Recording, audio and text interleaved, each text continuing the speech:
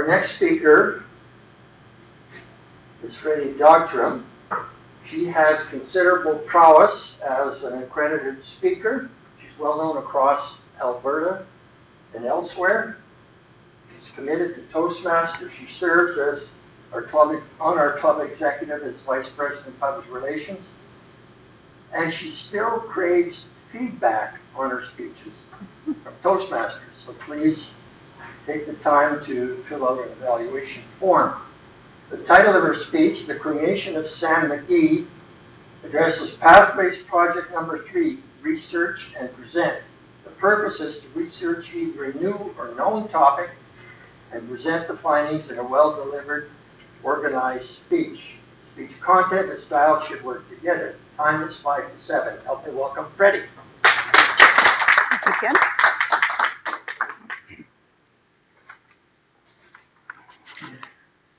There are strange things done in the midnight sun by the men who moil for gold. The Arctic trails have their secret tales that would make your blood run cold. The northern lights have seen queer sights, but the queerest they ever did see was the night on the marge of Lake Labarge that I cremated Sam McGee. Sam McGee was ready. Are you? Have you made your wishes known for the end-of-life ceremony that your friends and family will execute on your behalf? Neanderthals were recorded as the first people to actually bury their dead. In South Korea, the deceased is turned into beautiful beads. And in Papua New Guinea, they practice cannibalism where the dead are eaten. Well, in modern times, we have other choices. For example, we can be turned into a reef ball, and we can be placed into a memorial reef out in the ocean. In New Orleans, we can be sent off with a parade with jazz music and a big party. And for a few $1 million and Elon Musk, your mortal remains can be put in a spaceship and launched into space for all eternity. But I ask you, have you thought about what is going to be next for you? Well, there's 3 things to consider when we're contemplating our end-of-life celebration. Now, I know this is difficult, and this is not necessarily the kind of thing you want to talk about over breakfast. But I invite you to at least start thinking about it. The very first consideration is family. Like, what is your family tradition? What do you usually do in your family? Quite often, families have a particular way of dealing with the deceased. For example, in my family, people are cremated and then the ashes are buried in the family plot. And this has been going on for 4 generations. In my husband's family, cremation is the tradition, but then the ashes are cast into the wind on Painter's Flats in the Crow's Nest Pass. Well, that leads for some great conversations. Okay, baby, at the end of the day, I'm going to toss you off the mountain. And he goes, yes, that's exactly what I want. It's important for our wishes to be known.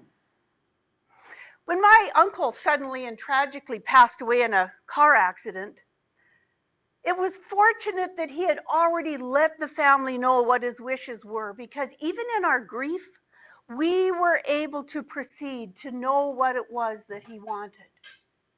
A former colleague of mine tragically had a catastrophic stroke at age 34 and passed on 4 days later without letting her family know what her wishes were, and it was really a tragic time.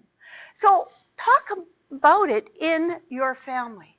It's a kind and loving thing to do. The second consideration is faith. What is it that your faith or your belief system supports, encourages, or allows? For example, in the Christian tradition, for years and years, people were embalmed, put in a coffin, and buried with a stone marker or headstone. Nowadays, it's more often that people are being cremated and placed into a cemetery. There's a couple of reasons for that. One is convenience, one is cost, and the third is the fact that space is running out.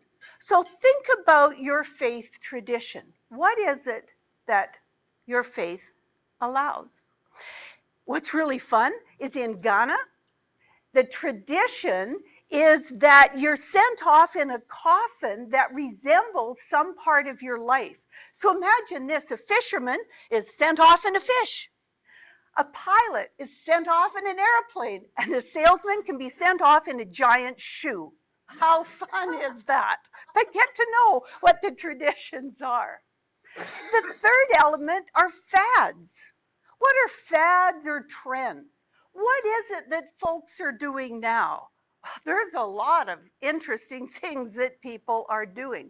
One of the trends is for people to allow their remains to be turned into jewelry. What's really cool is that we are an amazing source of carbon. We can be turned into beautiful jewels, and they can be distributed amongst the family.